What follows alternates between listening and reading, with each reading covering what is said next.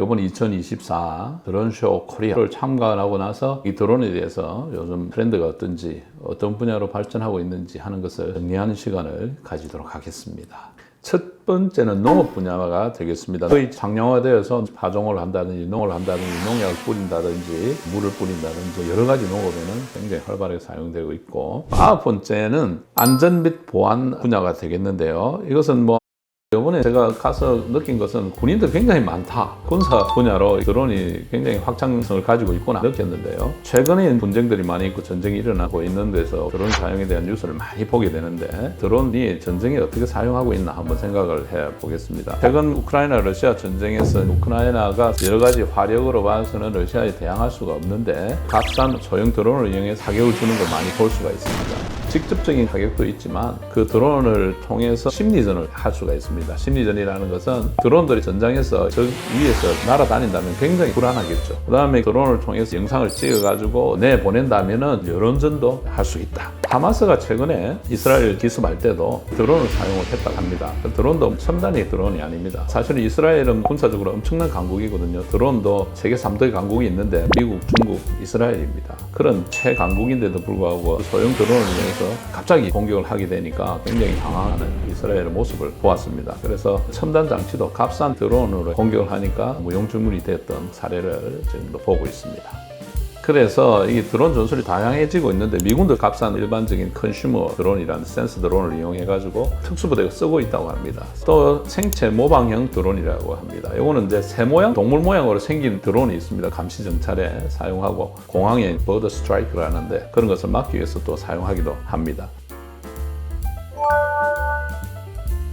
그래서 우리나라의 입장에서 보면은 우리가 무인 항공기 기술 분야 선도 그룹이라고 세계에서 인정을 하고 있는데 8위 정도 된다고 하네요. 그래서 선진국의 무인 항공 기술 80%까지 따라갔다 이야기를 하고 있습니다. 그래서 여러 가지 무인 항공기들이 있는데 정찰 무인기라든지 무인 회전익기, 그다음에 틸트 로터형 무인 항공기, 수직으로 떠서 직전에서 갈 수 있는 거죠. 프로펠러가 수직으로 수평으로 바뀔 수 있는 것을 틸트 로터형 무인 항공기라 합니다. 그다음에 그런 복합형 무인 항공기, 이런 다양한 무인 항공기를 개발해가지고 생산하는 것이 중요하겠습니다. 그래서 우리나라 기술이 굉장히 발달되어 있기 때문에 어떤 법적인 문제가 없으면 이런 것을 충분히 생산할 수 있는 능력이 있습니다. 그래서 이 드론의 군사적인 면을 생각한다면 드론 개발 사업에 대한 연구 개발을 확대시켜서 여러 업체들이 법적으로 편하게 접근할 수 있게 하는 게 중요하겠습니다. 그래서 중소방산업체들이 드론 산업에 대해서 쉽게 참여하도록 하고, 군대에도 드론이 아주 전장에서 중요한 역할을 하기 때문에 이 드론을 같이 포함한 혁신적인 전략 개념을 세워야 되겠고, 그 다음에 무기체계 획득 프로세스에 드론도 같이 포함시켜서 새로운 무기체계로서 개발하는 게 중요하다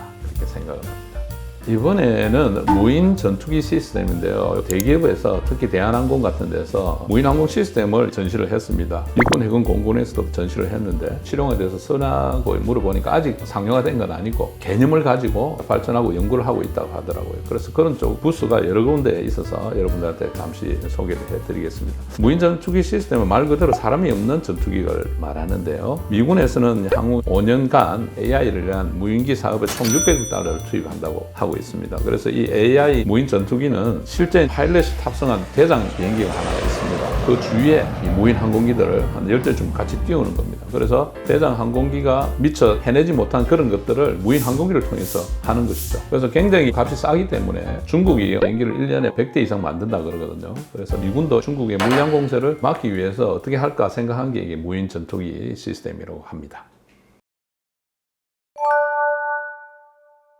이 드론이라는 게 좋은 점도 많이 있지만 어두운 점이 있다고 그랬는데요. 예를 들면 이게 소형 드론이 사생활 침범을 할 수가 있습니다. 최근에 해운대에서 심야에 그 드론을 날려서 집안을 촬영하다가 실형을 받은 거, 비행기나 항공기하고 충돌하면 엄청난 피해를 줄 수가 있습니다. 그 다음에 드론을 위해서 방사성 물질을 보내가지고 공격할 수도 있겠고, 최근에 베네수엘라 대통령도 드론으로 암살 시도한 것도 있습니다. 미국도 이란에 군 장군을 암살한 것도 있죠.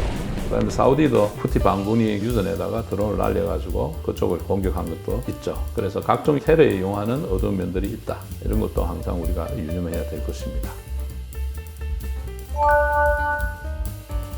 이번에는 무인 항공기 대응 시스템 CUAS Counter Unmanned Air System 혹은 안티 드론 시스템에 대해서 말씀을 드릴게요. 크게 안티 드론 시스템을 두 가지로 나눈다면 드론을 식별해서 탐지하는 영역, 두 번째는 식별된 드론을 무력화하는 영역, 이 두 가지로 나눌 수가 있겠습니다. 탐지하는 영역은 레이더라든지 영상, 전파, 음향 그런 센서류가 있을 수가 있겠습니다. 무력화하는 방법으로는 기관포라든지 미사일, 레이저 이런 것을 이용해서 직접적으로 드론을 파괴하는 하드킬 방식이라고 하죠. 그런 방법이 있고 조정하는 주파수나 GPS 등 전파 신호를 교란해서 적 드론 작동을 방해한다든지 정지시켜서 무력화하는 소프트킬이라고 합니다. 이런 방식이 있습니다. 첫 번째는 지오 펜싱이라는 게 있습니다. 드론에다가 특정 지역에 접근하지 못하도록 사전에 항법 시스템을 장치를 하는 것입니다. 이거는 해킹을 하게 되면 반대로 접근할 수도 있겠죠. 그 다음에 금지 구역이 변경되면 이걸 그때그때 실시간 적용하기가 힘들다는 단점이 있는 것입니다. 두 번째는 재밍인데요. 재밍은 드론 조종용 통신보다 강한 전파를 쏘아가지고 드론을 조종을 방해하거나 탈취하는 기술이 되겠습니다. 세 번째는 하드킬이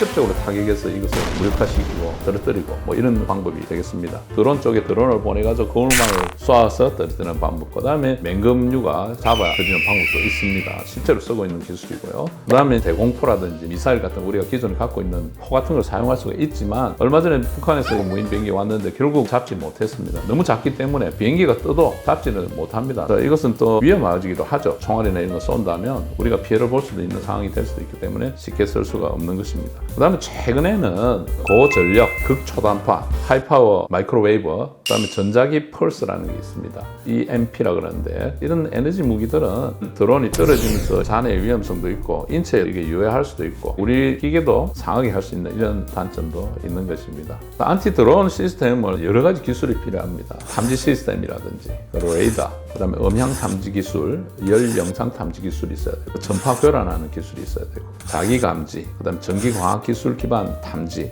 무선 전파 탐지 기술, 이런 기술 수준은 우리나라가 굉장히 발전이 많이 되었다고 평가가 되고 있는데 법적인 문제들이 많기 때문에 규제가 많죠. 예를 들면 국토부는 드론 비행 시험장을 관리하고 또 미래창조과학부는 전파 차단 장치 인가 신고를 주관하고 과학기술통신부는 전파법 책정하고 개정을 주도하고 세 부처가 각각 다르게 관여를 하고 있기 때문에 개발시키는데 좀 걸림돌이 되고 있다. 이렇게 말씀을 드리겠습니다.